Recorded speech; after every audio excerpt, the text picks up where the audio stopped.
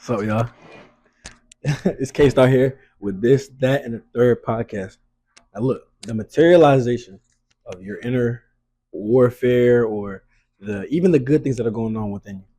That is not what you need to worry about, okay? And by the time it materialized, it already has gotten to a place on the inside where you dealing with the materializations of whatever is going on will not change anything about your life. So say you and your girl having issues, right?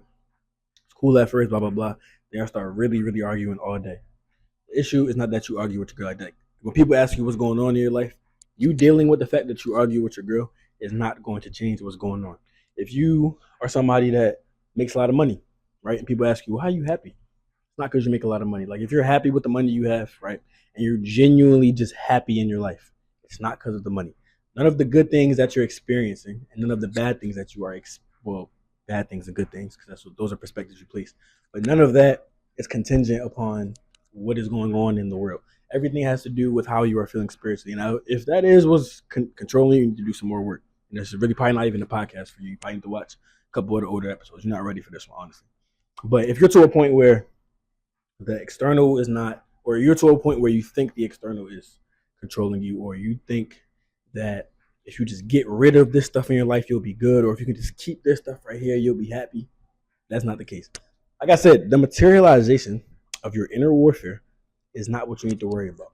I read in a book recently that no, I heard in a YouTube video. I was watching a YouTube video about femininity. It was the video was called "The Power of Divine Femininity" by April Mason, and it was an interview by some guy named Bobby, like Dr. Bobby something. I don't know who that nigga is, but he has a podcast, I guess. His shit was smooth. Like I actually fuck with how he did shit.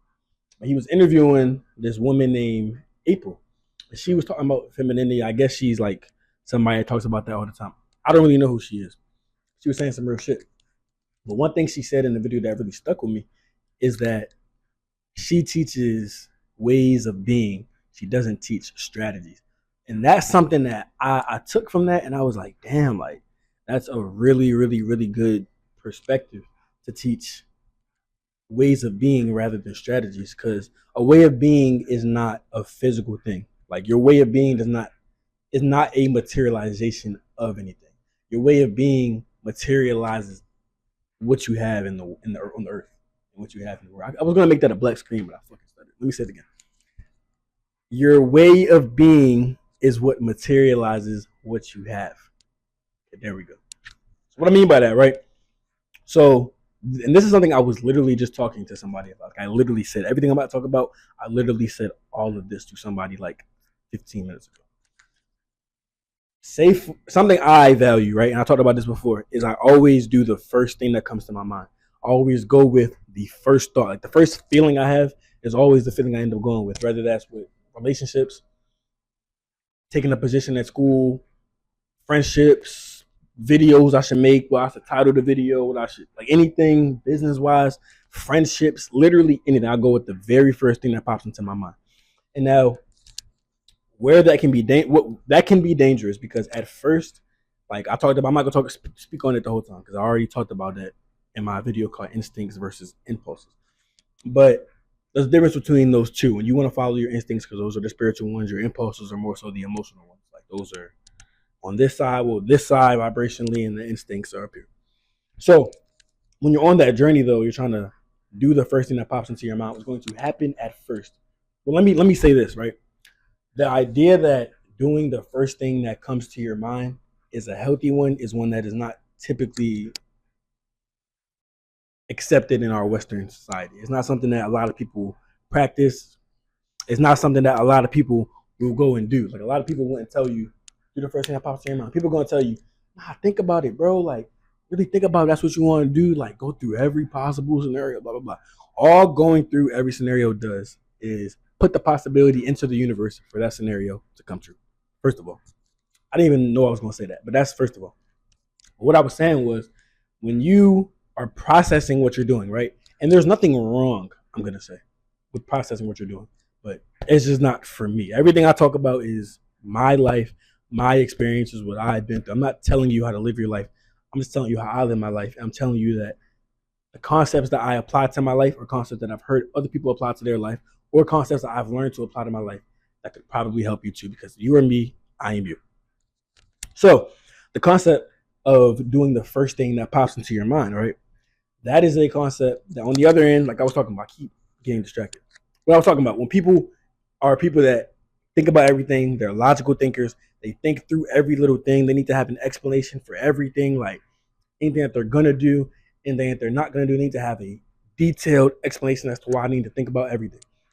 What that does is it makes you very, very, very, very good at it makes you very good at processing things on that level, right?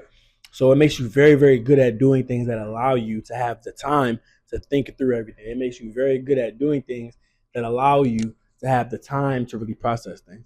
But what you'll see with a lot of logical people is that they don't have a lot of friends. A lot of logical people don't really have social skills. They can't really connect with people for real, like on a deep level, because they're thinking through things too much and think about all the bad things that can come. Think about too much in general. They're just thinking too much. That's the issue with logical, with with going off of detailed conscious logic for the rest of your life, is that you're thinking too much. And I read a book called Don't Believe Everything You Think. And in that book, it talked about how thinking is the separation between the world and source. That first thought you get in your mind, right? Um, I'm not trying to talk about relationships. Like, I don't want to use that as my examples anymore. But you, somebody asks you to do this job for you, right? Say you are like you have a job type shit. I don't know. I don't know what job I was going to say, but you have a job. And somebody tells you, I want you to do this task right here. You can say yes and you can say no to whatever task they're telling you to do. They say, I need you to do this task for me. Can you do it? The very, very, very first feeling and the first instinct you get, the first thing you think is no. I'm not going to do this task. Like that's not something I'm gonna do. You end up doing the task anyway. You ignore that instinct. You ignore that instinct and you do the task anyway. What's going to happen is the whole time you're gonna be thinking, "Damn, I don't want to be doing this," or you're gonna try to convince yourself that you want to do it. You're gonna convince yourself the whole time. You're gonna be convincing yourself, convincing yourself, convincing yourself. You're gonna get to the end. It's not gonna be the quality of work that you wanted it to be. It's not gonna be as good as you really wanted it to be. You're gonna be like, "Damn, like I should have just went with my first thought." And you're gonna either quit or realize that is not something I should have been doing because I didn't have my passion and my heart fully into it in the first place. And then you're gonna stop. And you're gonna tell yourself, "Damn, like why did that happen? How did that happen?" Because you didn't trust your gut. When you trust your gut, shit like that does not happen. When you trust your gut, you'll cultivate a mindset that produces a high quality of life through trusting yourself. You're gonna have your falls, you're gonna have your ups. What's gonna happen is like those logical thinkers are really good at logical thinking because they think logically all the time. They don't make the right decisions logically all the time, but they think logically enough to the point where they know how to do it pretty well.